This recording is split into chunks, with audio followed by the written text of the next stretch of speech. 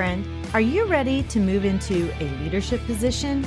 Do you have interests and ambitions that you want to pursue, but feel like you don't know how to take that next step?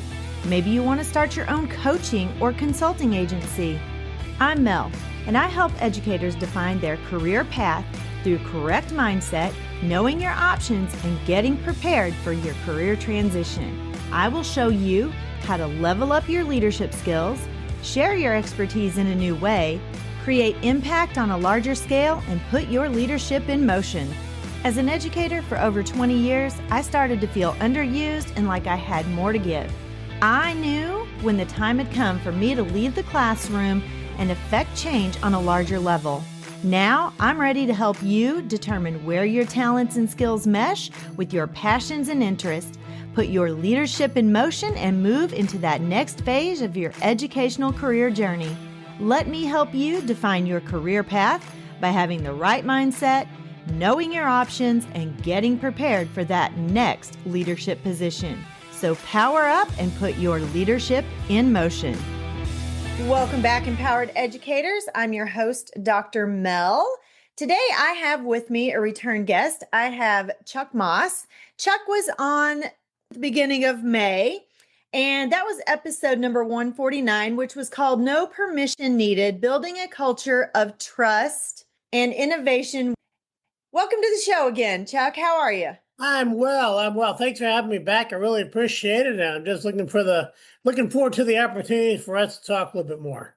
Yeah. So we had talked and you really wanted to do a second part to that episode. And now we're going to get that opportunity. So you were really wanting to talk about community engagement in school culture. So we decided we would just do 2 episodes. And so this is kind of part 2 or a follow-up to that part 1 back in May, episode number 149.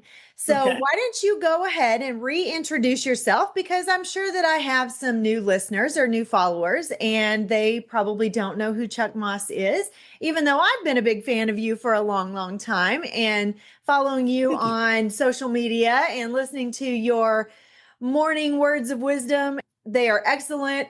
Actually, I was going back into Twitter.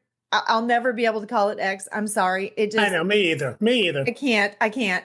So went back onto Twitter and was looking at our conversation just to refresh my memory. Actually, what our complete title was going to be. And you popped up first thing on my feed this morning as soon as I went in there. So you are all over and giving your words of wisdom. Tell us who Chuck Moss is, where you're from, all the things. All right. I am Chuck Moss. I'm the assistant principal at Dinwiddie Elementary School. There are 5 elementary schools in Dinwiddie. There is only 1 Dinwiddie Elementary School. So we're proud of that title. I started out as an 8th grade teacher. I taught civics and English. I taught 4th grade. And then I became an administrator. Then I went back in the classroom for a couple of years and returned to administration. Served as an AP in Dinwiddie, principal of both an elementary and a middle school, and a school board director. And then, the grant funding for the director position faded out, and there was an AP position open. And so I took that in order to stay in Dinwiddie. And I have relearned a lot of lessons I'd forgotten, and have really enjoyed being back in a school, back around people. Because that's where my energy comes from, being with the people and just doing things to serve them that will help them reach their goals. Excellent. Well, I'm excited talking about engagement in school culture and community engagement. If we don't have community engagement when we are in education, then we've got a problem, because school is a big part of your community. It is a huge part of any community. And it is a hub for a lot of things. And if you don't have that community engagement, that community support, it's going to be a really tough road each year. So let's just go ahead and dive in and let's start talking about that. I'm going to let you take the floor and just talk to us about engagement, the community engagement, and how that affects school culture, how we can keep that going, how we can get it going if we don't have it, and what we need to do as a building leader for Right. community engagement. Well, Dinwiddie is a relatively rural community. We do have one area that serves an urban base and then suburban base, but for the most part, we're serving a rural community. And community involvement is not necessarily as easy in a rural area because people are spread out. When I was at the middle school, we had kids who were on the bus for an hour and 10 minutes, for their route to get them to the school. And one of the things that I think we overlook when it comes to community involvement are those social media platforms, Facebook and Snapchat and even TikTok right now. Because as of this recording, there still is a TikTok. And I think that those are the ways you show people what's happening in the school and you make them want to be a part of it because they feel welcome. They understand that you want them to be in the school, you want them to see what you're doing, and then they're more willing to do that because school can be a scary place for someone who is not, they haven't gotten their degree in education, whatnot. They come into a school and immediately they feel what they felt when they were a student. Mm-hmm. And that might, 25, 30 years ago, school was different. And we, like you said, we need to get our community involved. That's the only way to really be successful. That's the only way to, push your school to the next level. And I think that we have to make it accessible to them by showing them what we're doing, because if you know what people are doing, it's a little less intimidating. Yeah, and you said something at the beginning that rural, you feel like it's a little harder to get community engagement or community involvement at the rural level. But I look at it different because I've also been in suburban and urban, and I see urban being very hard to get community engagement. You would think that being in an area where there is so much things going on, so many things going on, so many parents that could be involved, so many community events happening and businesses around the area. But what I feel like, and maybe it's different where you're at, but when I came from rural, I felt like it was a little easier to get community engagement because people know people. You're not, yes, you are spread out a little bit more, but everybody knows everybody. And usually the towns are smaller, so you know what's happening. You know the events that are happening in the area or at the school. Everybody in rural, I mean, sports is such a big deal. But to speak to the social media, absolutely, that is one way to get people involved. I no longer have kids in the area where my kids went to school, but my grandchildren are there. And my daughter in law, she is a secretary at the middle school. I still participate on social media and like posts and comment on posts and share posts because I feel like that's important. Me as an educator, but also me as the nana of two kids who go to school there. And my daughter-in-law works there. My best friend is there. That's the community I'm from, even though I'm no longer there. It's so important to get behind that social media and comment and share those posts and help others to see those because social media is what it is. And once it's past their feed, it's gone. So it makes it harder to engage in social media sometimes because you just miss things. So people who have the opportunity or do get involved can share and help others get involved in that. And when I talk about community engagement being a little more difficult in the rural area, I guess what I mean is we're kind of a bedroom community. Mm-hmm. And so a lot of times when people have been at work all day and then they come home, the idea of packing the family back up and coming back out to school, we're competing with that. But again, I really like what you said there about that social media. You're still involved in the community that you're from.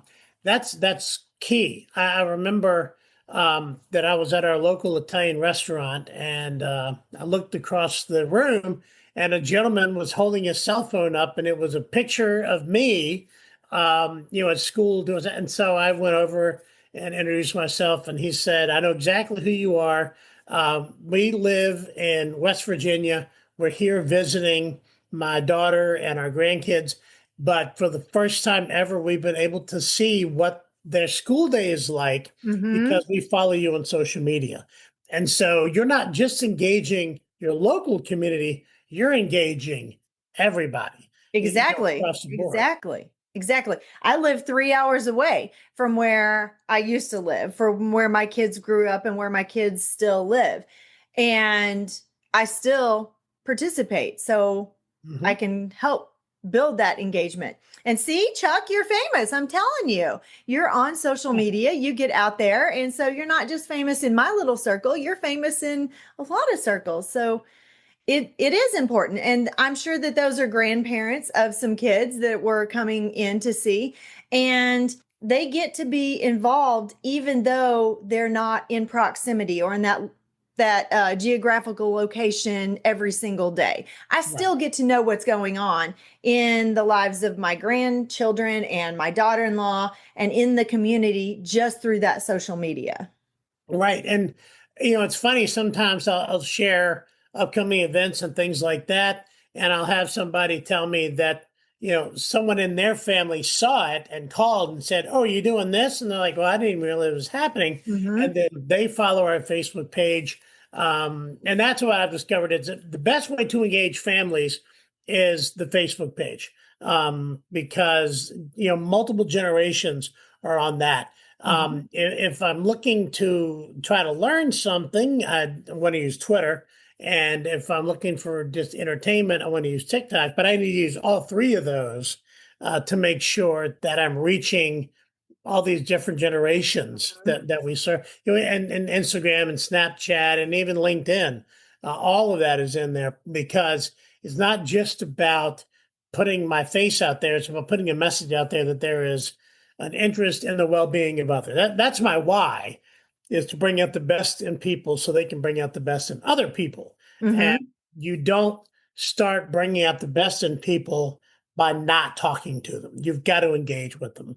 Yes, exactly. And as a building leader, you don't have to take on that load completely by yourself. There are so many great people who can help you get stuff on social media.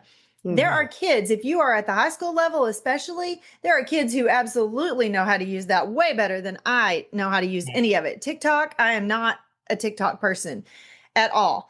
I've tried, but I'm like, okay, I just can't keep up with this. So It I can be exhausting. it can be, definitely. But they are so much better at that. So you just have a kid, they got cell phones. They, even though it may be against school policy, some of them do.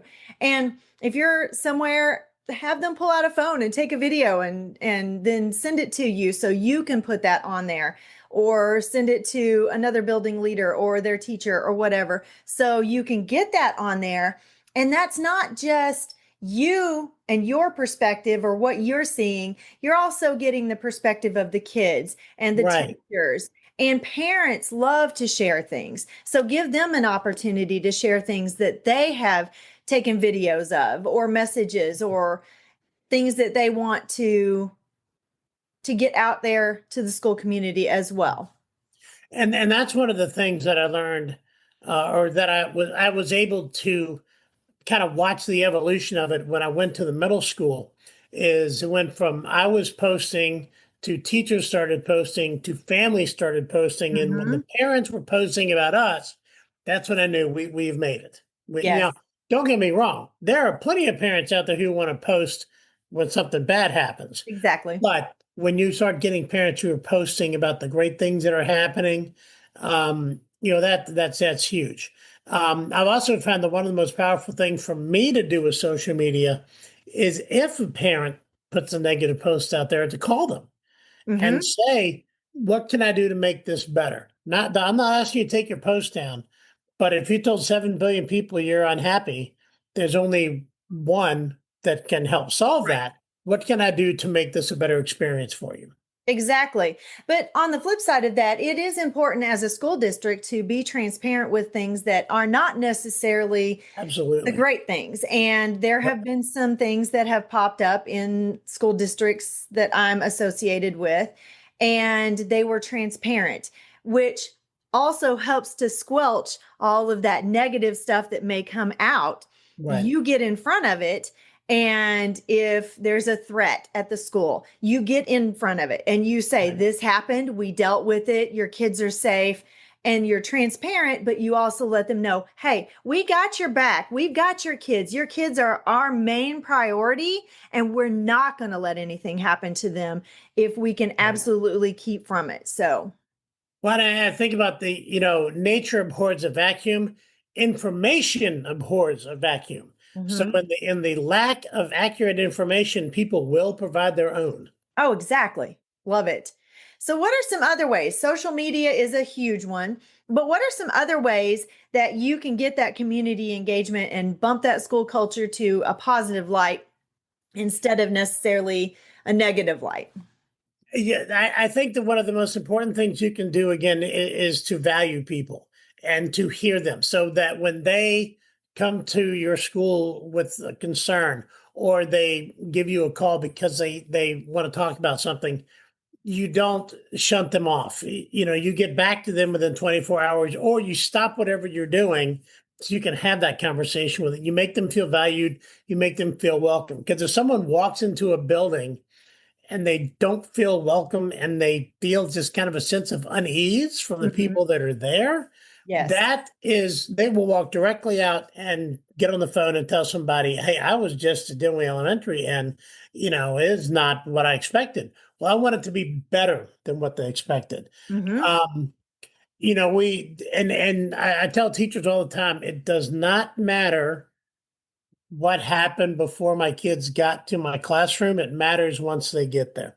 So if I'm having a rough day or whatever, that all has to get put to the side because I need to make them feel like that my day just got bright because they walked in the front door. Yes. And our parent pickup, um, has really exploded in the last 5 or 6 years, and I think everybody's has.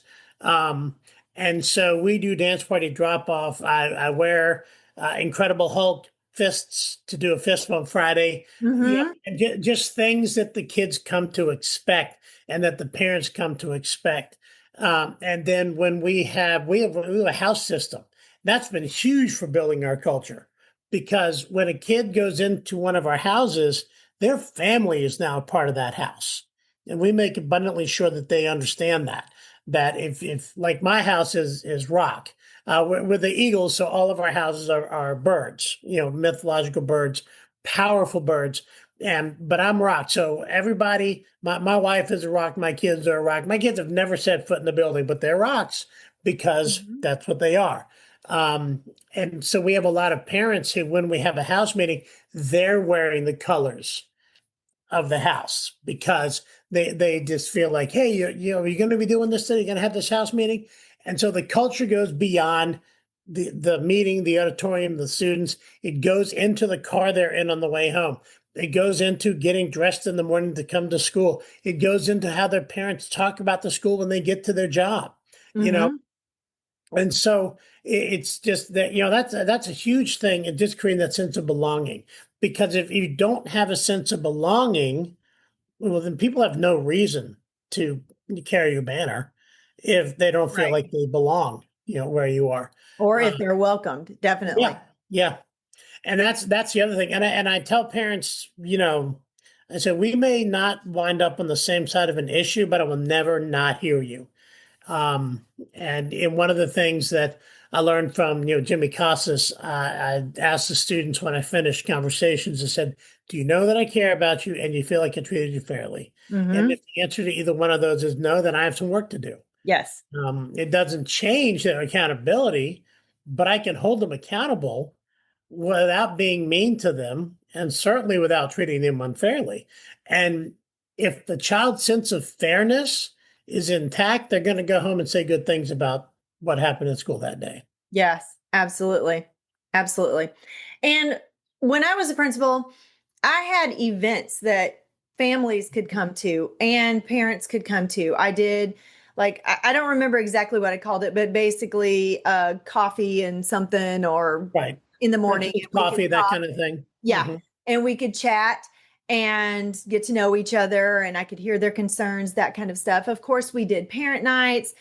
Right. We always do some kind of parent involvement nights. And your parents are great volunteers. You Oh yeah. want them to be part of what you're doing in the school during the school day. But also, not every parent can do that. You said a lot of your parents work. So you still, even though they may not want to come back to events and things like that, you still offer those because there are still Oh yeah. some kids who they love it. Where my kids go to school, they do AR nights, which is accelerated reading nights, Hmm. because that is a huge thing. It always has been. I went with my kids. We went to the library at their school and we would sit for a couple of hours and we would read books together. They would test. It was great. It helped their reading, for one thing. Hmm. It helped their grade because that was part of their grade. It helped me as a parent build that relationship with my kid and see what was going on in their building. And then it also helped build that community between myself as a parent and the school itself. So there are so many ways that you can get parents involved Hmm. and help them be part of their students' learning. Because if you alienate parents, then you get Right. to do it all by yourself. Right. And I have felt that way as a parent where I felt unwelcomed. And I'm like, well, you know what? If you want my support when my kid needs some extra attention, because I raised three boys and one was pretty rough. If you want my support as a parent for those times, you need to let me be part of everything else. Yep. Well, and with the new Virginia Literacy Act, the science of reading is really, impacting how we're teaching reading now. We're teaching it differently.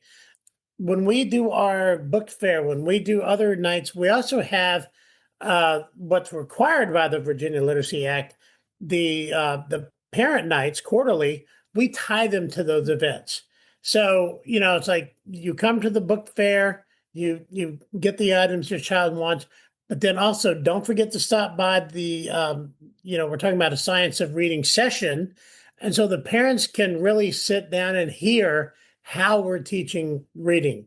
And then when the child comes home, be more equipped to answer some of the questions because they've had the experience of almost a little mini PD that a reading specialist puts on for them. And that's huge. And when we do nights like that, I wait at the front door and greet every family that comes through the front door. Mhm. My principal is on rotation, going from the different sessions, but I'm at the front door. I'm like, I'm so glad to see you here. Glad you guys are out tonight. Can I get a picture? Is it okay if I put it on our Facebook page? Everybody come, and then people really, again, if you have somebody greeting you at the front door, that you feel very welcomed, that way. Mhm. But it makes people feel valued because someone's willing to spend their evening telling them how glad they are that they're there. Exactly. That's huge. Exactly. And another thing that I think is important, and I didn't do this because I didn't think about it, and I wish I had when I was a principal, but when you're a brand new principal and you're learning your job and you're Mhm. trying to figure out everything, one thing that I think is great is to have a parent university night at the very beginning of the year and let them see the programs that you have, the curriculum, help them understand it, because that's where some of all of this thing when we were doing Common Core across the nation, and everything was, oh, this new math. Okay, math is math. It's never going to be new. It's just different way of looking at math. It's just a different way of learning it. But guess what? Some people still use the old math, and Right. but they get this misconception because they don't understand it. And so then that's where they say, "Oh, well that's that new math," and I'm doing air quotes because they don't understand what it is. They don't understand how to do it. And so they call it something different when it's not. It's just math. Math is math. It's always going to be math. ELA is ELA. We just have a different way of teaching our kids because our kids, they're learning things differently now because of social media and being on the Mhm. internet, and their attention span is less. But you have to teach parents about those things at the beginning so they can be that partner in education, not just the fun stuff, but the stuff where they need to help their students. They have to understand how to help their students because that's a true partnership in the education of your child and the students that we have to educate. Right. Well, and in the science of reading, it very often they talk about the fact that intervention and support need to start right away. They need to start, Mhm. just as soon as they can for kids. I feel like it's the same way for parents. We don't need to wait until their child is in sixth grade to say, here's how you can help your child. If the Exactly. foundation's important, let's get them to help us build it. And we have really been successful at our school in doing that and getting those parents on board because we're building trust. One of the things I like to do is a good news call of the day. Call a parent and say, "Hey, I just noticed that your child did this fantastic thing today." So they're the good news call of the day. And a lot of time the parents like when the phone rang and they said to school, "I expected the worst." I'm like, Hmm. no, I might have to call you later to give you some news that we don't necessarily want to revel in. Right. But, today, when a kid dropped their lunch tray, your child stopped, helped them pick it up, and then helped them carry it to their classroom. You're not going to know that if you're sitting at your desk at work. But if I call you and tell you, as soon as you hang up, you're going to tell the other people around you what a Hmm. wonderful thing your kid did. Hmm. And then that kid goes to my school. And so I can say, look at what we got at our school. Yes, exactly, exactly. And sometimes I think, and I've heard teachers say it, and I probably said it myself. Oh, the parents don't care. And I think we do a big disservice to our parents and we don't give Mhm. them enough credit because we've probably created the atmosphere where we think they don't care, but it's because we've either alienated them or we've not given them the understanding or we've only contacted them when there's something negative. Right. And I was that parent who had a kid and I would see well, I don't think I had cell phones at that time because it was a long time before that. But when I would answer the phone and the principal was on the other end, and I'm like, crap, what do you do now? Mhm. And I rarely got that good call from the school about my one child. And it Right. was, it got to be where I didn't want to answer the phone Yeah. because I was afraid of what was going to be on the other end. And it shouldn't be that way. I should be Right. hearing the good stuff too.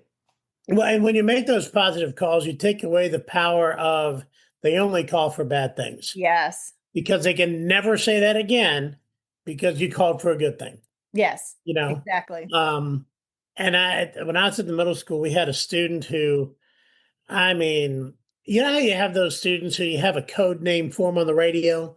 He was that student, and he just took us around the bend and back again.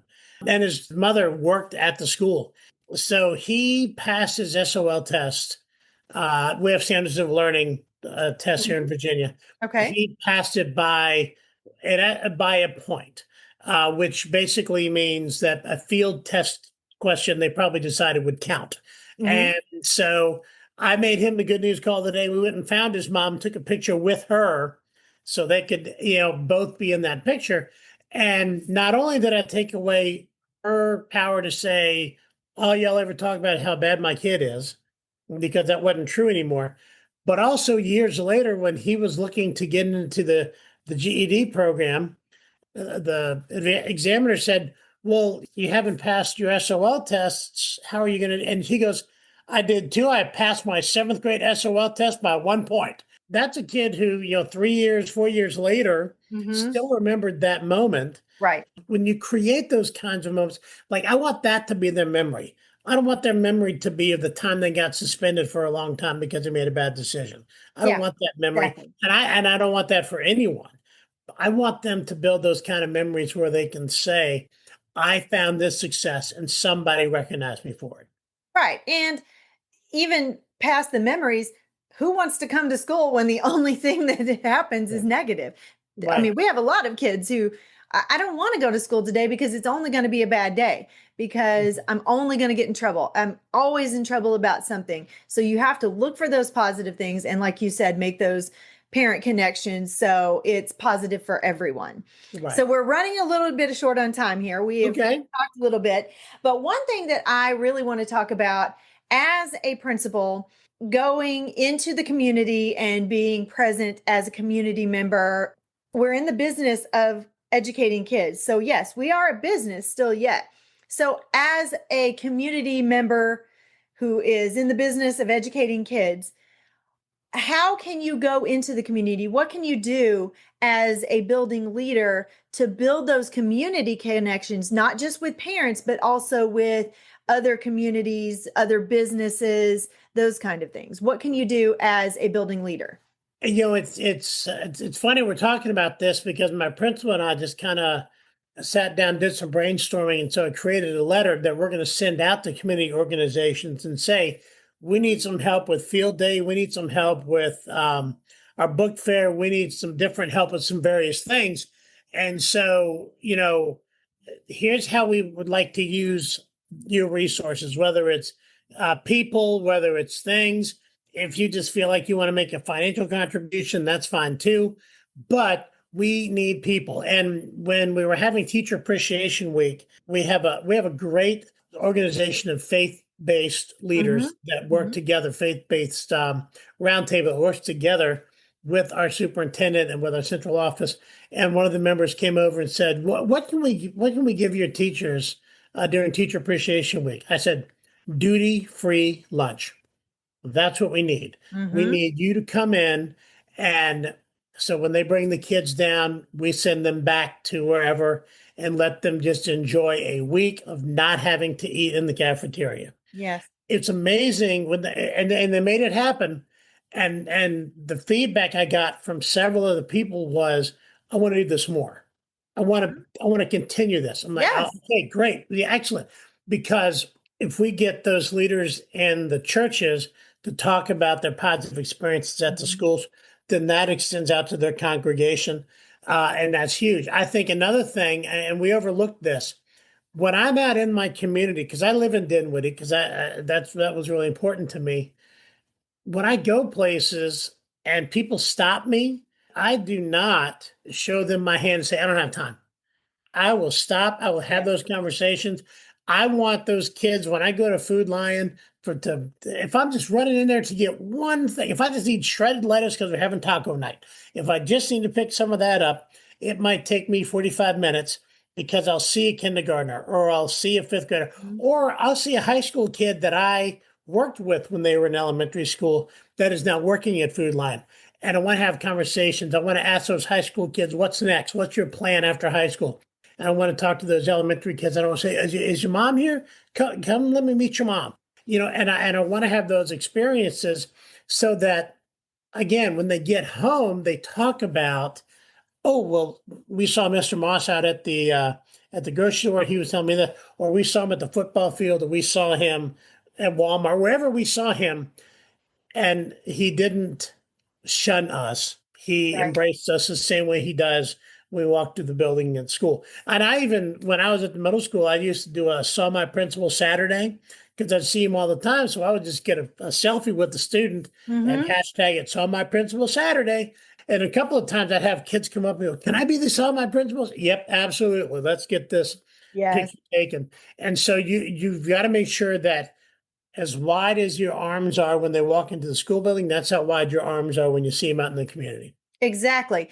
And it can't just be flow into the school. You have to let stuff flow out from the school. You were going Absolutely. out in the community, taking those selfies and communicating with people out in the community. But you also need to partner with, especially at the high school level, and maybe even the middle school, and depending on what programs you have or clubs you have, because a lot of service work, a lot of clubs at the middle and high school level, they have service work attached to Right. that. And so you have to partner with the community so your kids can get those service work hours. Hmm. And the community is very open to that. You want your kids going out in the community, and they're ambassadors for the building and the district when they go out in the community. And so you want that kind of partnership too, not just flow in, but flow out as well. And so many community members and community organizations will say, "We've wanted to help, we just didn't know what to Mm-hmm. do." Mm-hmm. Okay, we will tell you. That's why my principal and I crafted that letter. We're going to tell you what we need. because just the sheer number of people who told us, well, we just never knew. Yeah, Well, we're exactly. gonna, you know, Exactly, we're gonna exactly. put it out And there. that's another thing you can put on social media because people are willing to help if they know. And if they Right, don't know, then they can't help because you right. don't know what you don't know and you can't help if you don't know. So put that on social media.